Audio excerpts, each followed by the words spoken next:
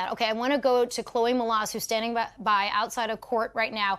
Chloe, obviously a very emotional scene playing out in court. We don't have cameras in the courtroom, but we do have a team fanned out all over that building that you're looking at right now. Bring us inside the courtroom, if you will, Chloe, about what is happening in there. What is the reaction as this is still playing out and the judge thanking the jury now? Even though there are 2 guilty counts for the Mann Act, Laura, the transportation to engage in prostitution, this is a massive victory for Combs's 8-person defense team. Tenny Garagos, the daughter of celebrity attorney Mark Garagos, who is one of the lead attorneys for this criminal case of Combs, she's wiping tears.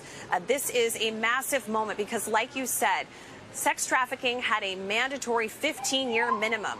I mean, the prosecutors, they painted Combs as somebody that was beating women, which they owned up to, but running a criminal enterprise, and that he sex trafficked 2 of his former girlfriends, Cassie Ventura and also Jane, who testified under a pseudonym.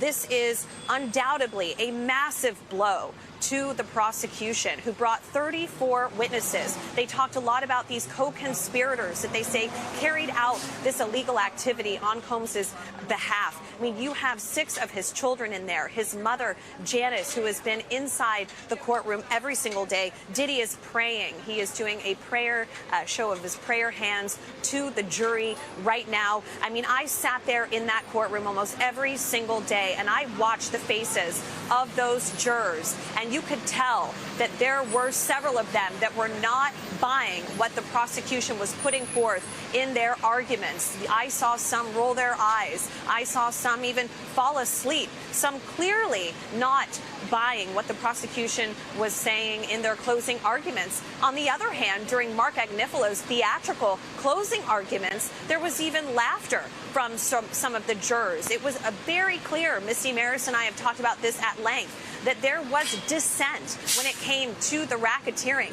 And I think that it is incredibly powerful that this jury, some were unpersuadable, that overnight they were able, within just an hour, to come to a unanimous verdict on the racketeering conspiracy. I mean, again, Combs, who does not have a lengthy criminal record, this is somebody that Mann Act, it's a 10-year mandatory maximum.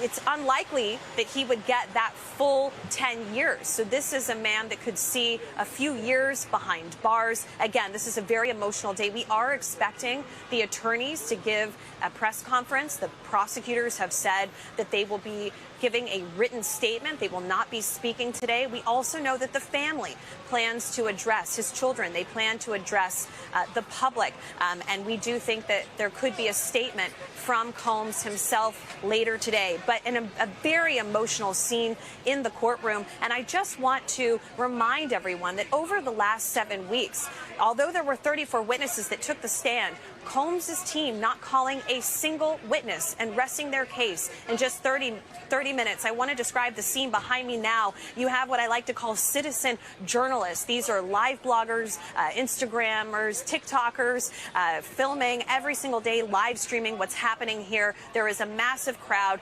gathering. There's about 100 people here right now. Some people are wearing free puffy shirts. You've seen that over the last several weeks. And again, Laura, a stunning victory, if you can call it that. But it is, considering that he was facing up to life in prison, for Combs and his legal team this morning. Yeah, no question. The federal prosecutors are going to be massively disappointed with this verdict, even with those 2 guilty counts. Chloe, thank you. Hey, thanks for watching. And don't forget, you can catch the Today Show every morning on NBC or take Today when you're on the go. Just follow the Today podcast on Apple Podcasts, Spotify, or wherever you listen.